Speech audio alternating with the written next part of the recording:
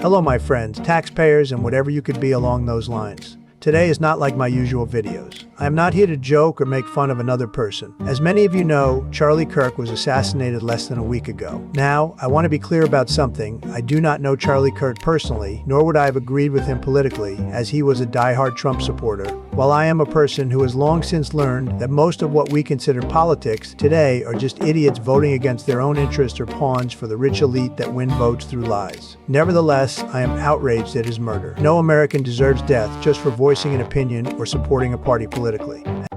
People need to do their due diligence and actually understand a very important thing. Everyone has a right to express their opinions. It doesn't matter if you agree. It equally does not matter if it upsets you. The First Amendment exists for that very purpose, to express a view that may be unpopular or otherwise controversial. Read the First Amendment and note how its language is all about keeping the respect of the expression of others, the equal treatment of faith or lack thereof, and most importantly, keeping the government in check. Now the question that needs to be asked is, how can we maintain this right if people are going around killing people for no other reason than they were high profile and dared to speak publicly? That is the exact opposite of what this country was meant to be. I firmly believe that people today either ignore or have forgotten this fact entirely. Now, some of our more radical countrymen would try to counter that Charlie Kirk was part of a conspiracy, or that the Second Amendment somehow justifies this event. To that I say, not only are you an idiot for thinking that belief somehow justifies murder, but you are part of the problem. The fact you see nothing wrong with it tells us a very disturbing truth about you. You care only for yourself and what you want, and anyone that's in your way must submit or die. We should not copy your mentality or subject you to the same treatment, but most certainly should shun you and let everyone know who you are. And as we were talking about that, the memorial continues to grow outside of Turning Point headquarters in Phoenix, Arizona, but obviously concern over the temperature rising about political violence. And we're seeing some of that today. And this, a post on social media from Fox News saying, Justin, a man has been arrested after vandalizing the Charlie Kirk Memorial outside of TP USA headquarters in Arizona. The suspect identified as a 19-year-old Ryder Corral there. So this was the scene that was captured by Fox News a little bit earlier on. You can see people addressing this individual, potentially vandalizing what was going on there with this memorial, people stepping in, just average citizens, not necessarily law enforcement, but ultimately law enforcement did get involved as this suspect identified as a 19-year-old, as a man is arrested. So you can see police, Phoenix police there on hand, putting this individual in handcuffs or zip ties just across the street. Are you proud of yourself, America?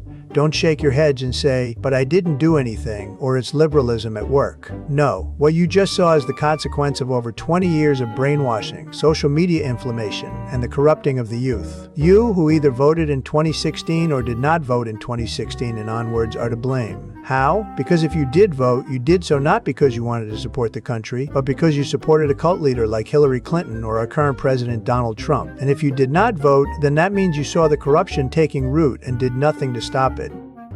This leads me to my ultimate point. Stop it. Everyone just stop. Stop attacking people in the streets. Stop these assassinations, and most certainly stop dividing each other. You are doing nothing more than attacking your own side. And if you try to say, oh, but these aren't my people because of X, Y, and Z, then why the fuck are you even here? The borders are open. If you don't think this country is good enough for you and you hate the people here, then go. Go and don't look back. However, if you are still here, then show people some goddamn respect. Do you want people to spit on you once you're dead? No. Stop vandalizing Charlie Kirk.